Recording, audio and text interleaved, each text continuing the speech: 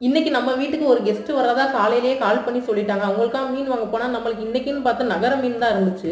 அதுலயும் 2 மீனும் ரொம்ப ஓவர் சைஸ்டா வளர்ந்துருந்துச்சு. ஆவரேஜா இவ்ளோ சைஸா இந்த மீன் வளராது. இத நான் வாங்கவே மாட்டேன். ஆனாலும் நம்ம கெஸ்ட்டுக்கு வந்து பொடி மீனா குடுக்கக்கூடாதுன்னு சொல்லிட்டு இந்த 2 மீனையும் எடுத்துட்டு வந்தாச்சு. எல்லாத்தையுமே பொரிச்சுருவோம் அப்படின்னு சொல்லி கிளம்பியாச்சு. ஆனாலுமே நான் கடைசி செஞ்சு முடிக்கிறது வரைக்கும் எனக்கு என்னமோ ரொம்ப கம்மியா இருக்கே, ரொம்ப கம்மியா இருக்கேன்னு தோணிக்கிட்டே இருந்துச்சு.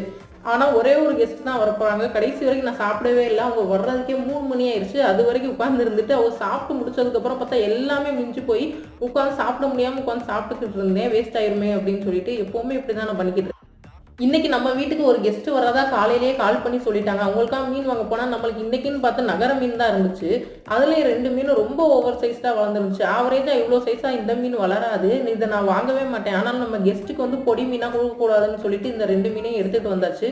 எல்லாத்தையுமே பொரிச்சுருவோம் அப்படின்னு சொல்லி கிளம்பியாச்சு. ஆனாலுமே நான் கடைசி செஞ்சு முடிக்கிறது